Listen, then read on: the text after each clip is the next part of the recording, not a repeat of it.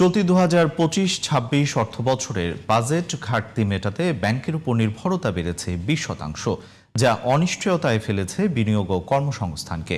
ফলে সরকারের কর অব্যাহতি সুবিধায় বড় ধরনের ঘাটতি রেখেই শেষ করতে হবে চলতি অর্থবছর। রাজধানী ধানমন্ডিতে সিপিডি কার্যালয়ে চলতি অর্থবছরে দেশের অর্থনীতির চ্যালেঞ্জ নিয়ে আয়োজিত সংবাদ সম্মেলনে এসব তথ্য জানানো হয়। সিপিডির পক্ষ থেকে বলা হয়, দফায় দফায় জ্বালানি ও বিদ্যুতের দাম বাড়ানোর প্রভাব পড়েছে সাধারণ মানুষের উপর, যা মূল্যস্ফীতির চাপকে আরও উস্কে দিচ্ছে। জান্নাতুল ফেরদৌসী রিপোর্ট। সুরক্ষার জন্য দরিদ্র ২০২৫-২৬ অর্থবছরের বাংলাদেশের সামষ্টিক অর্থনীতির কর্মক্ষমতার উপর তৃতীয় অন্তর্বর্তীকালীন পর্যালোচনা তুলে ধরতে সিপিডির কার্যালয়ে সংবাদ সম্মেলনের আয়োজন করা হয়।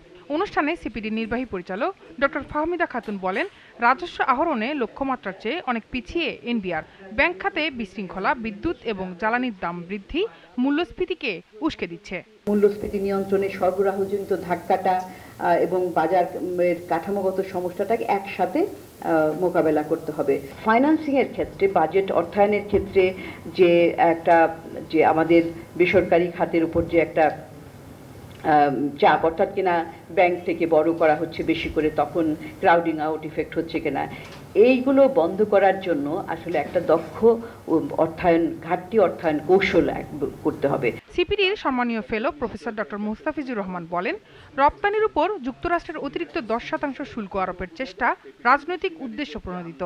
যুক্তরাষ্ট্রের সাথে চুক্তি পর্যালোচনা এবং নতুন শুল্কের বিষয়ে আলোচনা করতে হবে। বিনিয়োগকারীরা এখনো পর্যন্ত আস্থা পান নাই।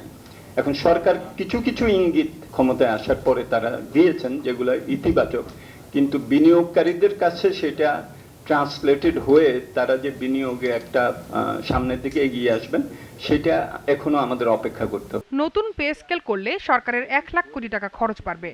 পে স্কেলের পাশাপাশি সরকারি চাকরিজীবীদের জবাবদিহি নিশ্চিত করার পরামর্শ দেন তিনি। তাদের মেধার ভিত্তিতে নিয়োগ এবং তাদের দক্ষতার ভিত্তিতে পদোন্নতি, তাদের জন্য একটা ভালো কর্ম পরিবেশ, এটাও করে প্রাতিষ্ঠানিক সক্ষমতা দিয়ে তারা যাতে পাবলিক সার্ভিস ডেলিভারিটা ভালোভাবে দিতে পারেন, সেটারও একটা জবাবদিহিতা থাকা দরকার বলে আমাদের মনে হয়।